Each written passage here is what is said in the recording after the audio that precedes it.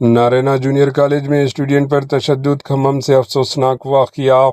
تلنگانہ کے کھمم ڈسٹرکٹ کے علاقے ویلوگمتلا میں واقع نارینا جونیئر کالج سے ایک چونکا دینے والا واقعہ سامنے آیا۔ اطلاعات کے مطابق کالج کی ایک اسٹوڈنٹ کو اس کے ہی چند ساتھی اسٹوڈنٹ نے مبینہ طور پر تشدد کا نشانہ بنایا۔ عینی شاہدین کے مطابق اسٹوڈنٹ کو سب کے سامنے مارا پیٹا گیا۔ اس واقعے کی ویڈیو سوشل میڈیا پر تیزی سے وائرل ہو رہی ہے، جس کے بعد والدین اور مقامی افراد میں شدید ناراضگی پائی جا رہی ہے۔ واقعہ کھمم ڈسٹرکٹ کے ویلوگمتلا علاقے میں پیش آیا۔ عوام کا کہنا ہے کہ تعلیمی ادارے جہاں بچوں کا مستقبل سنوارا جاتا ہے، وہیں اگر اس طرح کے واقعات ہوں تو یہ نہایت ہی تشویشناک بات ہے۔ اب سوال یہ ہے کہ کالج انتظامیہ اس معاملے میں کیا قدم اٹھائے گی؟